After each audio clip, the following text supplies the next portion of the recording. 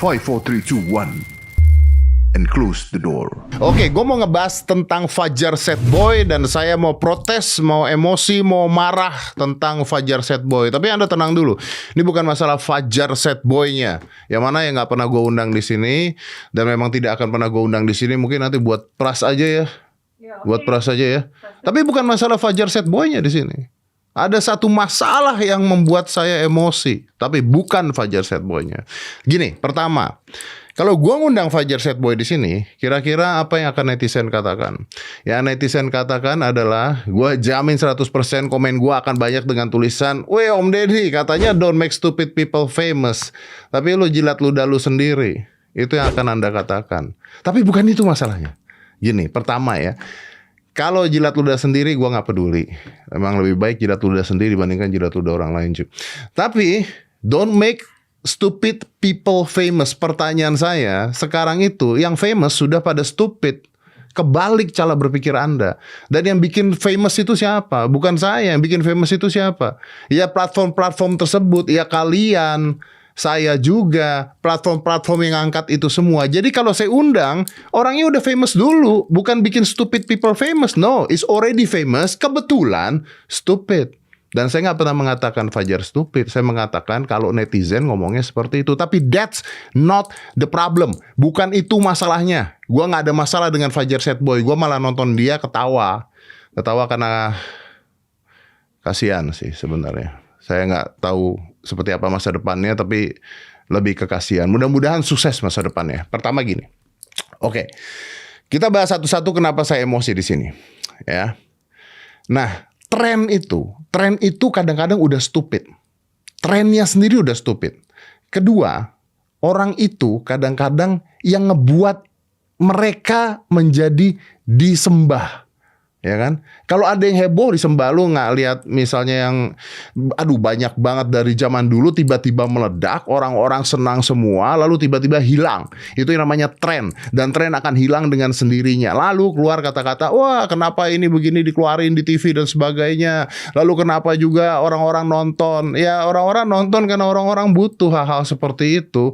That's what make us stupid. Not them stupid, make us stupid karena kita ngabisin waktu kita di sosial media instead of belajar, instead of dengerin sesuatu, tapi untuk ningkatin dopamin kita ngeliatin orang-orang yang cuman bikin kita ketawa sama aneh sendiri. Terus selanjutnya, ya, orang tuh nggak tahu apa yang benar apa yang salah, nggak tahu. Jadi tipikal FOMO. Kalau satu hal lagi heboh, semua orang ikutin. That's what make trending trend. Kalau lagi heboh, diomongin semua orang mau ngeliat. Tapi bukan itu kenapa gua nggak undang dia ke sini. Ada satu masalah besar, lu tungguin sampai gua selesai karena gua bener-bener mau protes. Dan ini ada hubungannya. Ini pemerintah bukan sih? Bukan pemerintah ya? Bukan ya? Gua nonton dia juga di TV. Di TV, masuk ke TV. Oke. Apakah TV-nya salah? Pertanyaan gue, lu komen di bawah. Apakah TV-nya salah ketika ngundang Fajar Sad Boy? Apakah salah kalau gue ngundang Fajar Sad Boy? Apakah salah semua orang di YouTube itu ngundang Fajar Sad Boy? Tapi TV dulu. Apakah salah TV-nya ngundang Fajar Sad Boy? Nggak salah. Kenapa? Karena buat TV-nya itu naikin yang namanya rating. Dan kalau ratingnya nggak naik, brand nggak mau masuk. Itu yang jadi masalah. Jadi brandnya juga ikut-ikutan. Nah, tapi bukan itu. Lu pernah lihat di TV? Gua nonton. Ada beberapa teman gua yang wawancarain dia di TV, di acara apalah macem-macem lah ya. Gua nggak usah sebutin satu-satu karena saya nggak pernah ingat judulnya. Yang wawancarain sambil nanya-nanya, sambil nahan ketawa. Ini apa tidak mempermalukan Fajar Sad Boy sebenarnya? Terus ditemuin lagi sama ceweknya. Hah? Tapi apakah yang wawancarain salah? Nggak salah. Karena kalau gue ada di posisi itu dan gue kerja di TV, that's what I gonna do. Karena kalau gue nolak, diganti posisi gue sama orang lain yang mau melakukan hal tersebut. Akhirnya nggak punya kerjaan. Jadi teman-teman gue yang wawancarain Fajar Sad Boy di TV, gue nggak nyalain kalian. Tapi ada satu titik dan satu hal yang gue salahkan. Ingat, bukan kalian, bukan Fajar Sad Boy-nya. Fajar Sad Boy nanti diundang di pras ya. Oke mas. Gue udah 2 kali. Ini udah kode ya Ju ya, udah kode. Gini, pertama kita bahas dulu, kenapa fenomena orang-orang seperti Fajar Sad Boy itu diminati oleh masyarakat. Nah, I give you a lesson, psychological reason and lesson. You know what? Fenomena ini diminati masyarakat karena adanya kecenderungan dari masyarakat untuk menyukai tontonan tentang kebodohan orang lain. Tontonan tentang kebodohan orang lain. Ini ada teori psikologinya. Namanya Shane DeVrew. Atau dalam bahasa Inggris disebut dengan malicious joy. Artinya kebahagiaan yang didapat dari kemalangan atau kejadian yang lucu, yang sulit, kesengsaraan dari orang lain. Yang nonton senang, penontonnya senang, bahagia, apalagi dikomedikan, penontonnya bahagia. Nah, dampaknya apa? Dampak negatifnya banyak.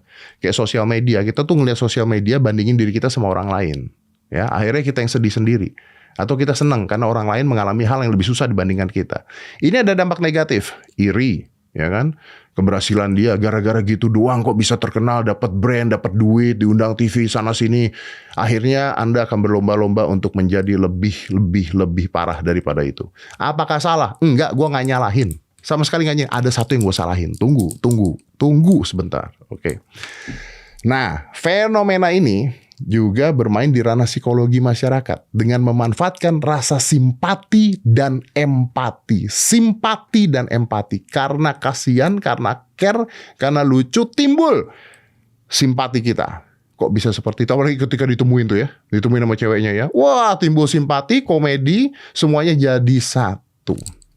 Apalagi terus kasih quotes-quotesnya yang mewakilkan barisan patah hati dari netizen. Nah ini yang jadi masalah. Dan kenapa orang bisa simpati dan empati seperti itu? Nah, ada hormon di dalam otak manusia yang mengganggu rasa simpati, mengganggu rasa empati. Hormon ini disebut dengan hypothalamic neuropeptide oksitosin. Oksitosin itu adalah hormon cinta, hormon bahagia. Ketika kita ngelihat sesuatu seperti itu, keluar oksitosin, hormon simpati kita. Dan hormon simpati kita ini, oksitosin ini, addiktif. Akhirnya kita akan tonton lagi. This what makes stupid people famous. Our hormone works like that. Bisa di stop nggak? Bisa. Susah nggak? Susah. Tapi dia membedakan nanti ketika orang menonton tontonan yang berguna dan yang tidak. Apakah tontonan gue semua berguna? Enggak. Karena kalau gue harus bermain ada di ranah tengah-tengah. Tapi apakah itu salah? Enggak, gue nggak nyalahin. Ingat, ada satu yang saya salahin nanti. Tungguin sampai selesai gue ngomong ya. Jadi kita bayangin, kasus Fajar Setboy diundang ke salah satu stasiun TV. Dengan maksud mempertontonkan kegalauan cinta anak di bawah umur. Terus diundang mantannya dari Fajar Setboy yang juga anak di bawah umur, oke? Anak di bawah umur. Yang jelas bukan karya, bukan prestasi, tapi di highlight. Penontonnya jutaan. Lu tonton deh. Kemarin pemenang Olimpiade Matematika, 2 anak itu penontonnya berapa? Nggak sebanyak Fajar. Ya, nggak sebanyak Fajar kan? Enggak kan? Enggak. Ya makanya. Nah, jadi akhirnya ini momentum yang pas nih, harusnya nih untuk para SJW dan Komisi Anak beraksi untuk menyuarakan kewajibannya. Kemarin udah ada. Wah, ini harusnya nggak boleh tayangkan, harusnya begini, harusnya seperti itu. Tapi bukan itu masalahnya. Masalahnya adalah pertanyaan saya. Bukan masalah Fajar diundang di sini apa enggak.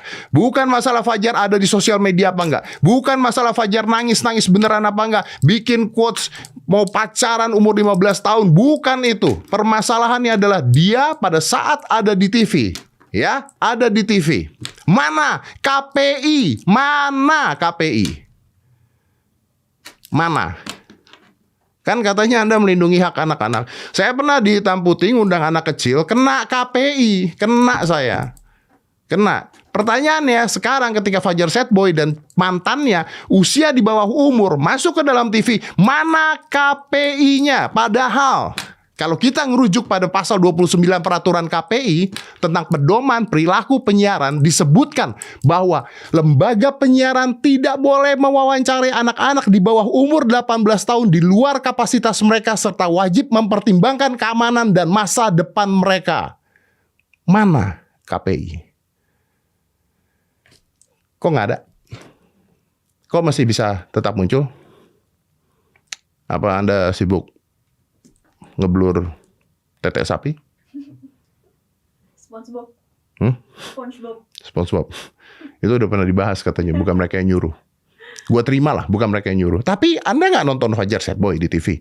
Kalau di YouTube Anda nggak punya kuasa, iya. Tapi di TV, bukan salah TV-nya, bukan salah host-nya. Pertanyaannya, mana KPI? Peraturannya ada, realisasinya mana? Ayo. Apa cuman konten 18 plus gitu yang menarik dibahas? Kalau yang di bawah umur ya udahlah gitu, nggak apa-apa. Atau gimana nih? Kalau ngeliat tete nggak boleh, tapi kalau anak nangis gara-gara putus cinta di bawah umur boleh gitu? Atau gimana?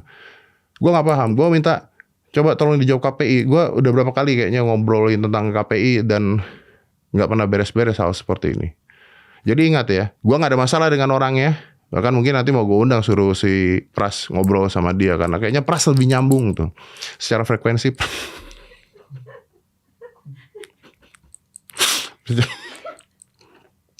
secara secara frekuensi Pras lebih nyambung. Nggak pernah muda saya. Pras kayaknya lebih nyambung kalau masalah seperti itu ya. Kalau saya ngundang nanti, wah saya tanyanya masih perawan nggak gitu kan pasti kan. Makanya saya nggak mau ngundang ya kan. Fajar, apakah Anda masih perawan? Nah itu pasti begitu pertanyaannya. Nah intinya adalah di era teknologi dan penyebaran informasi yang cepat ini, yang sangat amat cepat ini, sulit untuk terkendali dan memang sulit untuk menghindari konten-konten tersebut. Sulit. Saya melarang apa enggak? Enggak. Apakah kalian nonton boleh apa enggak? Boleh. Saya juga ngomong ke anak-anak saya, kalau misalnya kalian mau nonton hal-hal tolol seperti itu atau lucu-lucu seperti itu, boleh. Tapi ada screen time. Coba saya mau lihat screen time Anda. Berapa banyak waktu yang Anda habiskan untuk menonton hal-hal seperti itu dibandingkan berapa banyak Anda menghabiskan untuk mendapatkan ilmu dari sosial media. Dari sosial media. Ada perbandingannya. Jangan sampai tontonan Anda yang seperti itu, ya, wah, jauh lebih besar dibandingkan di bawah. Ya, dibandingkan dengan kreativitas dan ilmu yang bisa Anda dapat dari sosial media, jauh lebih besar. Ada di screen time, lu cek sekarang. Dan jangan sampai ada kejadian nolak beasiswa karena milih jadi konten kreator yang nggak jelas lagi. Oke, kita punya kendali. Kita punya kendali. Itu yang harus kita ingat. Jadi, lebih bijak lagi nonton tayangan apapun. Ini keresahan gue doang. Karena banyak yang nanya sama gue juga, kenapa nggak diundang Fajar Set Boy? Kenapa nggak diundang? Buat si Malakama, gue undang, Anda akan nanya kenapa diundang gitu. Tapi buat saya pribadi, saya belum mau ngundang sebelum saya dapat jawaban dari KPI. Kenapa boleh diundang di TV? Kenapa? Ayo, tolong dijawab. Itu aja sih pertanyaan saya, tolong dijawab. Jadi, secara keseluruhan, mengeksploitasi anak di bawah umur dalam bentuk konten percintaan di televisi adalah tindakan yang tidak etis dan merugikan bagi perkembangan anak tersebut. Hal ini bisa mempengaruhi persepsi akan cinta dan hubungan sosial yang sehat. Bukan hanya terhadap dia, tapi terhadap anak-anak seumuran dia yang menonton tontonan tersebut. KPI, Anda di mana? 5, 4, 3, 2, 1 and close the door.